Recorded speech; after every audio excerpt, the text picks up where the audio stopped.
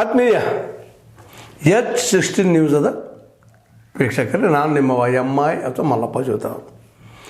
JDS ವಿಧಾನಸಭೆಯಲ್ಲಿ ನಾಯಕರಿಲ್ಲದೆ ಮುಂದೆ ಹೋಗ್ತಾ ಇದೆಯಾ ಅಂತೇಳಿ ಪ್ರಶ್ನೆಗಳು ಹೇಳ್ತಾ ಇದ್ದಾವೆ. ಯಾವ ನಮ್ಮ H ಡಿ ಕುಮಾರಸ್ವಾಮಿಗಳು ಕೇಂದ್ರದ ಮಿನಿಸ್ಟರ್ ಆದರು, ಆ ಜಾಗದಲ್ಲೇ ಇವತ್ತು ಯೋಗೇಶ್ವರ್ ಅವರು ಆಯ್ಕೆ ಆದರು. ಹೀಗಾಗಿ ಅಲ್ಲಿ ಲೀಡ್ರ್ JDS ಲೀಡರ್ ಇಲ್ಲೇನು ಅನ್ನುವಂಥ ವಾತಾವರಣ ಬಂದುಬಿಟ್ಟದು. ಯಾಕಂದ್ರೆ ಅವರು ರಭಸ ಪ್ರಶ್ನೆ ಮಾಡೋದು, ಇಡೀ ವಿರೋಧ ಪಕ್ಷ ತಾವು ಒಬ್ಬರಪ್ಪ ಅನ್ನೋಂಗೆ ಮಾತಾಡ್ತಾ ಇದ್ದಂಥ HD ಕೆ ಅವರಲ್ಲಿ ಈಗ ಖಾಲಿ ಅನ್ನಿಸ್ತಾ ಇದೆ ವಿಧಾನಸಭೆ.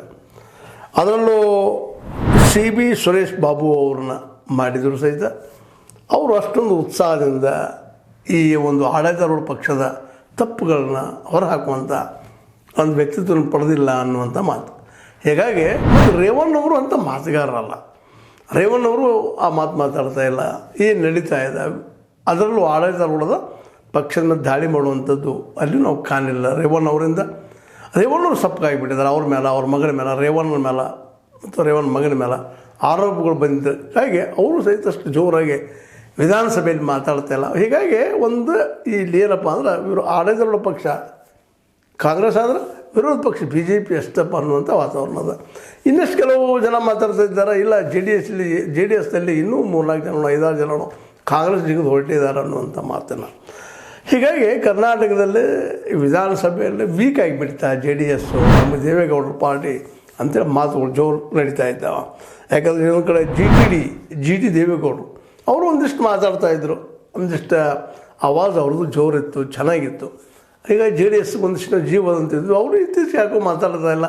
ಇದು ಕಾಂಗ್ರೆಸ್ಗೂ ಹೋಗ್ಲಿಕ್ಕೆ ಆಗ್ತಾಯಿಲ್ಲ, ಅವ್ರಿಗೆ JDSನಲ್ಲೂ ಇರಲಿಕ್ಕೆ ಆಗ್ತಾಯಿಲ್ಲ. ಹೀಗಾಗಿ ಅತಂತ್ರ ತ್ರಿಶಂಕು ಸ್ಥಿತಿಯಲ್ಲಿ ಅವರಿದ್ದಾರಂತ. ಒಟ್ಟಾರೆಯಾಗಿ ಈ ಒಂದು ನಮ್ಮ ಈ ನಿಖಿಲ್ ಅವ್ರ ಸೋಲು ಈ ಒಂದು JDSಗೆ ದೊಡ್ಡ ಹೊಡೆತವನ್ನು ಕೊಟ್ಟಿತ್ತು ಅಂತ. ಯೋಗೇಶ್ವರ್ ಗೆಲುವು ಕಾಂಗ್ರೆಸ್ಸಿಗೆ ಆನೆ ಬಲ ಕೊಟ್ಟರೆ, JDSನ ನಮ್ಮ ನಿಖಿಲ್ ಅವರ ಸೋಲು ನಮ್ಮ HD ಕುಮಾರಸ್ವಾಮಿಗಳು ಈ ಒಂದು ಶಾಸನ ಸಭೆಯಲ್ಲಿ ಇಲ್ಲದಂಗೆ ಆಗಿಬಿಟ್ಟಿತ್ತಂತ. ನೋಡಿರಿ, ನಾವು ನಂತರ ನಮ್ಮ ಮೊಮ್ಮಕ್ಕಳು ಬರಬೇಕು ಅನ್ನುವಂಥ ಒಂದು ಮನಸ್ಥಿತಿ ಇದ್ದಂಥ ಜನರಿಗೆ ನಿಧಾನಕ್ಕೆ ಕಾಲು ಉತ್ತರ ಕೊಡ್ಲಿಕ್ಕೆ ಶುರು ಮಾಡಿಬಿಟ್ಟದ. ಕಾಲಿನ ಉತ್ತರಕ್ಕೆ ಯಾರೂ ಇಲ್ಲ, ಅಲ್ಲಿ ಪ್ರಶ್ನೆನೇ ಇಲ್ಲ. ಯಾಕಂದ್ರೆ ದೇವೇಗೌಡರು ವಯಸ್ಸಾಗ್ತಾ ನಡೆದ, ಆದರೂ ಅವ್ರ ಆರೋಗ್ಯ ಬಗ್ಗೆ ನಾವು ಹೆಮ್ಮೆ ಪಡಬೇಕಣ್ಣ. ಎಷ್ಟು 45-92ನೇ ವಯಸ್ಸಿನಲ್ಲೂ ಸಹ ಇನ್ನೂ ಅವರು ಈ ರಾಜಕೀಯ ಮಾತಾಡ್ತಾ ಇದ್ದಾರೆ ನೋಡಿದಾಗ ಖುಷಿ ಅನ್ನಿಸ್ತದೆ. ಹೌದಪ್ಪ, ಈ ವಯಸ್ಸಿನಲ್ಲೂ ತಮ್ಮ ಅನುಭವವನ್ನು ಉಪಯೋಗ ಮಾಡ್ತಾ ಇದ್ದಾರೆ. ಆದರೆ ಇದನ್ನು ನಾವು ಸ್ವಲ್ಪ ಇನ್ನಷ್ಟು ತಮ್ಮ JDSನ್ನು ಬೇರೆ ಬೇರೆ ನಾಯಕರನ್ನು ತಮ್ಮಲ್ಲಿ ಇಟ್ಟುಕೊಂಡು ಬೆಳೆಸಿದ್ರೆ ಭಾಳ ಚೆನ್ನಾಗಿತ್ತು. ಎಲ್ಲರೂ ತಮ್ಮ ಮಕ್ಕಳಾಗಬೇಕು, ತಮ್ಮ ಮನೆ ಮಂದಿ ಆಗಬೇಕು, ತಮ್ಮ ಸ್ವಸ್ಥರಾಗಬೇಕು ಅನ್ನುವಂಥ ಅತಿ ವ್ಯಾಮೋಹ ಆ ಪಕ್ಷಕ್ಕೆ ಇವತ್ತು ಒಂದು ಅನಾಥ ಪ್ರಜ್ಞೆಯನ್ನು ಕಾಣಿಸುವಂಥದ್ದಾಗಿಬಿಟ್ಟದಂತೆ ಇವತ್ತು. ಇದು ನೋಡಿದಾಗ ಹೌದು, ತಾತ್ಕಾಲಿಕವಾಗಿ ಗೆಲುವು ಅನಿಸ್ತದೆ. ನೋಡಿ, ಇಂದಿರಾ ಗಾಂಧಿಯವರು ಎಂಥ ತಪ್ಪು ಮಾಡಿದ್ರು ಇತಿಹಾಸದಲ್ಲ. ತಮ್ಮನಂತ ತಮ್ಮ ರಾಜೀವ್ ಗಾಂಧಿ ಬರಲಿ ಅಂದರು, ತಮ್ಮ ಮಕ್ಕಳ ಬರಲಿ ಅಂತ ಹೇಳಿದ್ರು. ಮತ್ತು ಇನ್ನೊಬ್ಬ ಮಗನು ಸಂಜಯ್ ಗಾಂಧಿ ತರಲಿಕ್ಕೆ ಪ್ರಯತ್ನ ಮಾಡಿದರು. ಇವೆಲ್ಲವೂ ಕೊನೆಗೆ ಎಲ್ಲಿ ಬಂದು ಸಹಿತಪ್ಪ ಅಂದರೆ ಇವತ್ತು ಕಾಂಗ್ರೆಸ್ ಇಂಡಿಯಾದಲ್ಲಿ ಮತ್ತೆ ಮರುಸ್ಥಾಪನೆ ಆಗೋದು ಎಷ್ಟು ಕಷ್ಟ ಆಗಿಬಿಟ್ಟದಪ್ಪ ಅಂತಂದು ಇವತ್ತು ರಾಹುಲ್ ಗಾಂಧಿ ಅವ್ರಿಗೆ ದೇಶ ಸುತ್ತ ಹಾಕಿದ್ರು. ಪಾಪ ಬಸ್ನಲ್ಲಿ ಅಡ್ಡಾಡಿದರು, ಸಾಕಷ್ಟು ಗ್ಯಾರಂಟಿಗಳು ಸಹಿತ ಘೋಷಣೆ ಮಾಡಿದರು, ಜೊತೆಗೆ ನ್ಯಾಯದ ಬಗ್ಗೆಯೂ ಮಾತಾಡಿದರು. ಆದರೂ ಸಹ ಜನರಿಗೆ ಹೋಗಿ ಮುಟ್ಟುವಲ್ಲಿ ಸಾಧ್ಯ ಆಗಲಿಲ್ಲ. ಕಾರಣ ಏನಪ್ಪ ಅಂದ್ರೆ ಕೇವಲ ಕುಟುಂಬೀಕರಣ ಮಾಡ್ಕೊಂಡಿದ್ದು. ಅದನ್ನು ನೋಡಿದ ದೇವೇಗೌಡರು ಅವರು ಕುಟುಂಬೀಕರಣ ಮಾಡಿದರು. ಎಂತೆಂಥ ಲೀಡರ್ ಇದ್ದರೆ ಅವತ್ತು ಒಂದು ಜನತಾದಳದಲ್ಲೇ, ಜನತಾ ಪಕ್ಷದಲ್ಲೇ, ಜನತಾ ಪರಿವಾರದಲ್ಲೇ ರಾಮಕೃಷ್ಣ ಹೆಗಡೆ ಅಂತ ನಾಯಕರಿದ್ದರು, ಚಂದ್ರಶೇಖರ್ ಅವರು ಅಂಥ ನಾಯಕರಿದ್ದರು, ಚರಣಸಿಂಗ್ರಂಥ ನಾಯಕರಿದ್ದರು. ಅದೇ ಕಾಲಕ್ಕೆ ನಮ್ಮ ಮೊರಾರ್ಜಿ ದೇಸಾಯಿ ಅಂತ ನಾಯಕರಿದ್ದರು. ಒಬ್ಬರು ಇಬ್ಬರು ಅದು ಲಿಸ್ಟ ಅಂಥ ನಾಯಕರು ಅವ್ರ ನಡುವೆ ಬೆಳೆದಂಥ ನಮ್ಮ HD ದೇವೇಗೌಡರು ಇವತ್ತೊಂದು ರೀತಿ ಅನಾಥ ಪ್ರಜ್ಞೆಯನ್ನು ಅನುಭವಿಸ್ತಾ ಇದ್ದಾರಂತ. ಇವತ್ತು ನೋಡಿರಿ, ಆ ಮೊಮ್ಮಗಳಿಂದ ಒಬ್ಬ ನಮ್ಮ ರೇವಣ್ಣನ ಮಗಳಿಂದಾಗೆ ಏನಾಯಿತು ಅವರ ವ್ಯಕ್ತಿತ್ವ, ಇಡೀ ಕುಟುಂಬದ ವ್ಯಕ್ತಿತ್ವ ಎಲ್ಲಿ ಬಂದಾಯಿತು. ನಿಖಿಲ್ ಒಳ್ಳೆ ಹುಡುಗಿದ್ದರೂ ಸಹ ಗೆಲ್ಲಲಿಕ್ಕಾಗಂಥ ಪರಿಸ್ಥಿತಿ ಆಗಿಬಿಡ್ತು. HD ಕುಮಾರಸ್ವಾಮಿಗಳು ತಮ್ಮ ಮಗನ ತರಬೇಕಂತ ಪ್ರಯತ್ನ ಮಾಡಿದ್ದಕ್ಕೆ ಏನಾಯಿತು ಅಂತ ಇವತ್ತು ನಿಧಾನಕ್ಕೆ JDS ಸಹಿತ ಒಂದು ಏನಪ್ಪ ಅಂದ್ರೆ ನಿರ್ಗಮನ ಆಗ್ತಾ ಇದೆ ಏನೋ ಅನ್ನುವಂಥ ವಾತಾವರಣ ನಿರ್ಮಾಣ ಆಗ್ಲಿಕ್ಕತ್ತದಂತ್ರಿ. ಯಾಕೆ ಇನ್ನೂ 2-3 ವರ್ಷಂತೆ ಏನೂ ಮಾಡಲಿಕ್ಕೆ ಸಾಧ್ಯ ಇಲ್ಲ. ಅಲ್ಲಿವರೆಗೆ ಅನಿವಾರ್ಯವಾಗಿ ವಿರೋಧ ಪಕ್ಷ ಇದ್ದರೂ ಅವ್ರು ಉಳಿತಾರ ಅನ್ನುವಂಥ ಪ್ರಶ್ನೆ ಇವತ್ತು JDSನಲ್ಲ.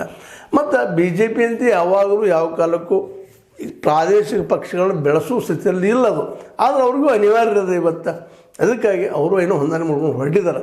ಆದರೆ ಎಲ್ಲಿವರೆಗೆ ಬಿ ಜೆ ಪಿ ಅಂತ ಒಂದು ಸಂಘ ಪರಿವಾರದ ಅದರಲ್ಲೂ RSS ಹಿಡಿದಲ್ಲಿರುವಂಥದ್ದು ಅದು ಯಾವ ಬೇಕಾದಾಗ JDS ಬದಿಗೆ ಸರಿಸುವಂಥ ಸಾಧ್ಯತೆಗಳಿದ್ದಾವೆ.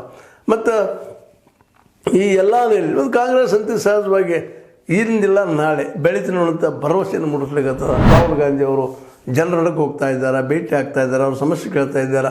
ಇವತ್ತು ಗೆಲ್ತಾರೋ ಇಲ್ಲೋ ಗೊತ್ತಿಲ್ಲ, ಆಡೋದಕ್ಕೆ ಬರ್ತಾರೋ ಗೊತ್ತಿಲ್ಲ. ಬಟ್ ಅವರಲ್ಲಿ ಒಂದಿಷ್ಟೇನೋ ರಾಷ್ಟ್ರ ಮಟ್ಟದಲ್ಲಿ ಬೆಳೆದಂಥ ಒಂದು ಕುಟುಂಬ ಇತ್ತು. ಆ ಎಲ್ಲ ನೆಲೆಯಲ್ಲೇ ಅವರು ಇದ್ದಂಥವ್ರು ಇವತ್ತು ತಮ್ಮ ಏನಪ್ಪ ಅಸ್ತಿತ್ವ ತೋರಿಸ್ಕೊಂಡು ಹೊಂಟಿದ್ದಾರೆ. ಜೊತೆಗೆ ತಂಗಿ ಅವರು ಬಂದಿದ್ದಾರೆ, ಪ್ರಿಯಾಂಕ ಅವರು ಬಂದಿದ್ದಾರೆ, ಅವರು ಬುದ್ಧಿವಂತರಿದ್ದಾರೆ ಸ್ವತಃ. ಹೀಗಾಗಿ ಇವತ್ತು ಕಾಂಗ್ರೆಸ್ ಅಂಥ ದೊಡ್ಡ ಕಾಂಗ್ರೆಸ್ ಪಕ್ಷವೂ ಸಹ ಇವತ್ತು ವೀಕ್ ಆಗಿದೆ. ಪಾಪ JDS ಅನ್ನೋದು ಏನೊಂದು ಪ್ರಾದೇಶಿಕ ಪಕ್ಷ, ಅದರಲ್ಲೂ ದೇವೇಗೌಡರ ಹೊಳೆ ನರಸೀಪುರ ಪಕ್ಷ. ಹೀಗಾಗಿ ನಿಧಾನಕ್ಕೆ ಹೊಳೆ ನರಸೀಪುರದಂತ ಹೊರಟದೇನಪ್ಪ, ಹಾಸನ ಕಡೆನ ಹೊರಟದೇನೋ ಅನ್ನೋಂಥ ಮಾತುಗಳು ಕೇಳಿ ಬರ್ತಾ ಇದ್ದಾವೆ. ಅದೇನೋ ಆಗಲಿ ಇವತ್ತು ವಿಧಾನಸಭೆಯಲ್ಲಿ ಮಾತ್ರ JDS ಇದ್ದೂ ಇಲ್ಲದಂಥ ಪರಿಸ್ಥಿತಿ ಬಂದಂಥದ್ದು. ಇದಕ್ಕೆ ಕಾರಣ ಅಲ್ಲಿ ಅತಿ ಮಕ್ಕಳ ವ್ಯಾಮೋಹ, ಕುಟುಂಬದ ವ್ಯಾಮೋಹ, ಅದು ನಿಧಾನಕ್ಕೆ ಆ ಪಕ್ಷವನ್ನು ಆಪೋಷಣ ಮಾಡಲಿಕ್ಕೆ ಹತ್ತದೇನೋ ಅನ್ನೋಂಥ ಮಾತುಗಳು ಹೇಳ್ತಾ ಇದ್ದಾವೆ. ಈಗ ಮತ್ತಾದರೂ ಈಗ ಹೊಸ ನಾಯಕರು ಹುಡುಕ್ತಾ ಇಲ್ಲ. ಅವರು ನಿಖಿಲ್ ಅವ್ರನ್ನ ನಾಯಕರು ಮಾಡಬೇಕಂತ ಓಡಾಡ್ತಾ ಇದ್ದಾರೆ. ಇವತ್ತು ಸಹ JDSನವರು ತಿದ್ದುಕೋಬೇಕಾಗಿತ್ತು. ಯಾಕೆ GT ದೇವೇಗೌಡರಿಗೆ ಪೂರ್ವ ಪ್ರಮಾಣದಲ್ಲಿ ಯಾಕೆ ಅಧಿಕಾರ ಕೊಡಲಿಲ್ಲ, ಇವರು ಯಾಕೆ ಕೊಡ್ತಾ ಇಲ್ಲ, ಅಧ್ಯಕ್ಷನ ಯಾಕೆ ಮಾಡ್ತಾ ಇಲ್ಲ? ಯಾಕಂದರೆ GT ದೇವೇಗೌಡರು ಈಗ BJPಯಲ್ಲಿರಲಿ ಅಥವಾ ನಮ್ಮ ಕಾಂಗ್ರೆಸ್ ಜೊತೆ ಗುರುತಿಸ್ಕೊಳ್ಳಿ, ಸಿದ್ದರಾಮಯ್ಯ ಜೊತೆ ಗುರುತಿಸ್ಕೊಳ್ಳಿ, ಅದು ವಿಶ್ವನಾಥ್ ಅಂತವ್ರಿದ್ದ ನಾಯಕರು ಅವ್ರನ್ನ ಇಟ್ಕೊಂಡು ಬೆಳೆಸ್ಕೋಬೇಕಾಗಿತ್ತು. ಅವರು ಲೀಡರ್ಶಿಪ್ ಕೊಟ್ಟು ಅದನ್ನು ಮುನ್ನಡೆಸೋಕೆ ಹೇಳಬೇಕಾಗಿತ್ತು. ಅದನ್ನು ಮಾಡಲಿಲ್ಲ. ಈಗ ಮತ್ತೆ ನಿಖಿಲ್ ಅಂತ ತರಬೇಕು, ಮತ್ತೇನು ಮಾಡಬೇಕು, ಇದೇ ವಿಚಾರ ಮಾಡ್ತಾ ಇದ್ದಾರೆ. ದೇವೇಗೌಡರು ಇದ್ದಂಥ ನಾಯಕರನ್ನು ಉಳಿಸ್ಕೊಳ್ಳುವಂಥ ಪ್ರಯತ್ನ ಮಾಡಲಿಲ್ಲ. ಸ್ವತಃ ನಮ್ಮ CM ಇಬ್ರಾಹಿಂರವ್ರನ್ನ ಸಹಿತ ಕಳ್ಕೊಂಡ್ರು. ಇವತ್ತು ಅವರು ಭಾಳ ಸಿದ್ದರಾಮಯ್ಯ ಮೇಲೆ ಸೆಟ್ ಮಾಡ್ಕೊಂಡು ಬಂದಿದ್ದರು. ಅವ್ರು ಸರಿಯಾಗಿ ಉಪಯೋಗ ಮಾಡ್ಕೋಬೇಕಾಗಿತ್ತು. ಅವ್ರಿಗೊಂದೇನೋ ಈ ಒಂದಿಷ್ಟು ಅವಕಾಶ ಕೊಡಬೇಕಾಗಿತ್ತು ನಾಯಕರಾಗೋದಕ್ಕೆ, ಅದನ್ನು ಮಾಡಲಿಲ್ಲ. CM ಇಬ್ರಾಹಿಂ ಇವತ್ತಿನ ಅದೇ ಕಾಲಕ್ಕೆ ನಮ್ಮ GT ದೇವೇಗೌಡರು ಇವರಿದ್ದಾಗ ಇನ್ನೊಂದು ರೇವಣ್ಣಗೆ ಹೇಳೋದು, ಮತ್ತು ತನ್ನ ಮೊಮ್ಮಕ್ಕಳಿಗೆ ಹೇಳೋದು, ಇವೆಲ್ಲ ಮಾಡಿದ್ರಿಂದಾಗಿ ಇವತ್ತು ಮತ್ತಷ್ಟು ಸ್ವರ್ಗಲಿಗೆ ಹತ್ತದ JDS. ಇಷ್ಟಾದರೂ ಇನ್ನೂ ತನ್ನ ತಪ್ಪುಗಳನ್ನು ತಿದ್ದುಕೊಳ್ಳಿಕ್ಕೆ ತಯಾರಿಲ್ಲ. ಅದು ಯಾಕಪ್ಪ ಅಂದ್ರೆ GT ದೇವೇಗೌಡರನ್ನ ಅಧ್ಯಕ್ಷ ಮಾಡಿಬಿಟ್ಟಿದ್ರೆ ಇವತ್ತು ಅವರು ಇನ್ನೊಂದು ಕಡೆ ಹೋಗುವಂಥ ಮಾತು ಬರ್ತಾ ಇರಲಿಲ್ಲೇನೋ. GT ದೇವೇಗೌಡರು ತನ್ನದೇ ಅಂತ ಒಂದು ವ್ಯಕ್ತಿತ್ವದ ಮೈಸೂರೇ ಇರೋದಿಲ್ಲ, ಒಕ್ಕಲಿಗ ಲೀಡರ್ ಅವರು. ಆ ದಿಶೆಯಲ್ಲಿ ಎಲ್ಲ ವಿಚಾರ ಮಾಡಿದಾಗ ಇವತ್ತು ಒಂದು ರೀತಿ ನಮ್ಮ HD ಕುಮಾರಸ್ವಾಮಿಗಳ ಪಕ್ಷ ಇವತ್ತು ನಿಶ್ಶಕ್ತ ಆಗಲಿಕ್ಕತ್ತದ ಇದರ ವಿಧಾನಸಭೆಯಲ್ಲಿ. ಈಗೇನೋ ಅವರು ರಾಷ್ಟ್ರ ಮಟ್ಟದಲ್ಲಿ ಒಂದೇನೋ ಮಿನಿಸ್ಟರ್ ಇದ್ದಾರೆ, ಆದರೂ ಆ ಮಿನಿಸ್ಟರ್ಶಿಪ್ ಎಲ್ಲಿವರೆಗೆ ಅಂದ್ರೆ ಇವತ್ತು ತಮ್ಮ ಶಕ್ತಿಯನ್ನು ತೋರಿಸೋವರೆಗೆ BJPಗೆ ಅನಿವಾರ್ಯ ಅನ್ನೋದನ್ನಾಗ ಜೋಡಿ ಇಟ್ಕೊಳ್ತಾರೆ. ಯಾವಾಗ BJP ಮೈಸೂರು ಭಾಗದಲ್ಲಿ ಬೆಳ್ಕೊಳ್ತದನೋ ಇವರು ದೂರ ಸರಿಸುವಂಥ ಪ್ರಯತ್ನವನ್ನು ಅದು ಮಾಡೇ ಮಾಡ್ತದೆ ಅನ್ನೋದ್ರಲ್ಲಿ ಎರಡು ಮಾತೇ ಇಲ್ಲ. ಹೀಗಾಗಿ ಅದೇನೂ ಇರಲಿ, ಇವತ್ತು JDS ಈಗಾದರೂ ಹೊಸ ನಾಯಕರು ಹುಡುಕೆ ಆ ನಾಯಕರಿಗೆ ಅದನ್ನು ಒಪ್ಪಿಸೋದು ಭಾಳ ಉತ್ತಮವಾದ ಒಂದು ಯೋಗ್ಯ ವಿಚಾರ. ಮತ್ತು ಅದು ಇವತ್ತು ಸಹಿತ ನಾವು ಇನ್ನೂ ನಿಖಿಲ್ನ ಹುಡುಕ್ತೀವಿ, ಮತ್ತೊಬ್ಬನ ಹುಡುಕ್ತೀವಿ, ಇನ್ನೊಬ್ಬ ಮಗನ ಹುಡುಕ್ತೀವಿ ಅಂತ ಏನು ವಿಚಾರಧಾರೆ ಇಟ್ಕೊಂಡು ಹೊಂಟಿದ್ದಾರೆ. ಇದು ಕಾಂಗ್ರೆಸ್ಸು ಹೊಡೆದು ಬಿದ್ದಿದೆ. ಆದರೆ ರಾಷ್ಟ್ರ ಮಟ್ಟದಲ್ಲಿ ಬೆಳೆದಂಥ ಒಂದು ಸುದೀರ್ಘವಾದ ಇತಿಹಾಸ ಹೊಂದಿದಂಥ ಕಾಂಗ್ರೆಸ್ಗೆ ಒಂದಿಷ್ಟು ಟೈಮ್ ತೊಗೊಳ್ತದೆ. ಮತ್ತು ಇವತ್ತು ನಿಧಾನಕ್ಕೆ ಹಳೆ ಜನರು ಕಾಂಗ್ರೆಸ್ನ ಬಿಟ್ಟು ಹೋಗ್ತಾ ಇದ್ದಾರೆ, ಹೊಸದಾಗಿ ಮತ್ತು ಹೊಸ ಜನರು ತೊಗೊಳ್ತಾ ಇದ್ದಾರೆ. ಮತ್ತು ತೊಗೊಳ್ಳೇಬೇಕು. ಅದರಲ್ಲೂ ಮುಖ್ಯವಾಗಿ ಸೇವಾದಳವನ್ನು ಯಾವುದೇ ಪ್ರಸಂಗದಲ್ಲಿ ಕಾಂಗ್ರೆಸ್ ಇಂಪ್ರೂವ್ ಮಾಡಿಕೊಳ್ಳೇಬೇಕು, ಬೆಳೆಸ್ಕೊಳ್ಳೇಬೇಕು. ಯಾಕಂದ್ರೆ RSS ಸಮಾನವಾದಂಥ ಒಂದು ಏನಾದರೂ ಸಂಸ್ಥೆ ಒಂದಿಷ್ಟು ಏನೋ ಶಕ್ತಿ ಇದ್ದಂಥದ್ದು ಕೇಂದ್ರ ಇದ್ದರೆ ಅದು ಸೇವಾದಳ. ಅದಿದ್ದಾಗ ಕಾಂಗ್ರೆಸ್ಗೆ ಒಂದು ಆನೆ ಬಲ ಬರ್ಬೋದೇನೋ, ಅದು ಯಾವಾಗ ಮಾಡ್ತಾರೋ ಗೊತ್ತಿಲ್ಲ. ಅದರಲ್ಲಿ ಈಗ ನಾವು ಮಾತಾಡುವಂಥದ್ದು ವಿಷಯ ಏನಪ್ಪ ಅಂದರೆ JDS ಉಳಿಬೇಕಾಗಿತ್ತು ಅಂದರೆ ಹೊಸ ನಾಯಕರನ್ನು, ಹೊರಗಿನ ನಾಯಕರಂತಂದು ನೇಮಿಸಬೇಕಾಗ್ಯದ. ನೇಮಿಸಿಕೊಂಡು ಅವ್ರ ಮೂಲಕ ಅದು ಎಚ್ಚರಿಸಬೇಕಾಗಿದೆ, ಎಬ್ಬಿಸಬೇಕಾಗ್ಯದ. ಈಗಂತೂ ವಿಧಾನಸಭೆಯಲ್ಲೇ ಒಂದು ರೀತಿ ಅನಾಥ ಪ್ರಜ್ಞೆಯನ್ನು ಅನುಭವಿಸ್ತಾ ನಡೆದದು JDS. ಇದು ಎಲ್ಲಿವರೆಗೆ ಅನ್ನುವಂಥದ್ದು. ಮತ್ತು ವಿಧಾನಸಭೆಯೊಳಗಿದ್ದಂಥ ಇವರಿಗೆ ಶಾಸಕರಿದ್ದಾರೆ, ಎಷ್ಟು ಮಂದಿ ಉಳಿದಾರೆ, ಅವ್ರಿಗೆ ಎಷ್ಟು ಉತ್ಸಾಹನೂ ಉಳಿದಿಲ್ಲ. ಇವತ್ತು ನಾವು ವಿರೋಧ ಮಾಡಬೇಕು, ಯಾರಿಗೆ ವಿರೋಧ ಮಾಡಬೇಕು, ಎತ್ತಕ್ಕಾಗಿ ವಿರೋಧ ಮಾಡಬೇಕು, ಸಾಧ್ಯ ಆದರೆ ಕಾಂಗ್ರೆಸ್ ಜೊತೆಗೆ ಹೋದ್ರೆ ಒಳ್ಳೇದಪ್ಪ ಅಂತೇಳಿ. ಹೆಂಗೆ ಇವ್ರ ಕೆಲಸಗಳು ಆಗ್ತಾಯಿಲ್ಲ, ಇವ್ರೇನು ಕ್ಷೇತ್ರದಲ್ಲಿ ಕೆಲವೊಂದಿಷ್ಟು ಡೆವಲಪ್ಮೆಂಟ್ ಸಲುವಾಗಿ ಏನು ಬರಬೇಕಾಗಿತ್ತು, ಜಗಳಾಡಿದ್ರೊಳ್ಬೇಕಾಗ್ತದೆ ವಿನ ಪ್ರೀತಿಯಿಂದ ಯಾರು ಕೂಡ ಅವ್ರ ಮ್ಯಾಲೆ ಅಲ್ಲಿಲ್ಲ. ಮತ್ತು BJPನೂ ಅಧಿಕಾರದಲ್ಲಿಲ್ಲ. ಹೀಗಾಗಿ ಸ್ಟೇಟ್ದಲ್ಲೇ ಹೀಗಾಗಿ JDS ಮತ್ತಷ್ಟು ಕುಬ್ಜಾಗಲಿಕ್ಕತ್ತದ. ಅದಕ್ಕೆ ಈ ಒಂದು ಏನಪ್ಪ ಅಂತಂದ್ರೆ ನಾಯಕರಿಲ್ಲದಂತಹ JDS ಇನ್ನೂ ಎಷ್ಟು ದಿನಗಳವರೆಗೆ ಜೀವಂತ ಉಳಿದೀತು ಅನ್ನೋಂಥ ಒಂದು ಪ್ರಶ್ನೆ ಇವತ್ತು ಮೂಡಲಿಕ್ಕತ್ತದ. ಜೊತೆಗೆ ವಿಧಾನಸಭೆಯಲ್ಲಿ ಉಳಿದಂಥ JDS ನಾಯಕರು ಅಥವಾ ಶಾಸಕರು ಎಲ್ಲಿಗೆ ಉಳಿತಾರೆ ಇದರಲ್ಲೇ ಅಂತೇಳಿ. ಯಾಕಂದ್ರೆ ಅವ್ರದ್ದು ಅಸ್ತಿತ್ವ ಇಲ್ಲಪ್ಪ ಅಂತ ಅಥವಾ ಅಧಿಕಾರ ಸಿಗುವುದಿಲ್ಲ ಅಂತ ಅವ್ರಿಗೆ ಅನಿಸ್ಲಿಕ್ಕೈತಾರೆ. ಒಬ್ಬೊಬ್ಬರಾಗಿ ಹೊರ ಹೋಗಿಬಿಡ್ತಾರೆ ಅನ್ನೋದು ಅಷ್ಟು ಸತ್ಯದ ಐತಿಹಾಸಿಕ ಸತ್ಯಗಳು ಹೌದು. ಅಧಿಕಾರ ಅನ್ನೋದು ಯಾವುದೂ ಇಲ್ಲಪ್ಪ ಅನ್ನುವಂಥದ್ದು ಈಗಾಗಲೇ ಪ್ರೂವ್ ಆದಂಥದ್ದು. ಒಟ್ಟಿನಲ್ಲ JDS ಇವತ್ತು ವಿಧಾನಸಭೆಯಲ್ಲಿ ಒಬ್ಬಂಟಿಯಾಗ್ಯದ.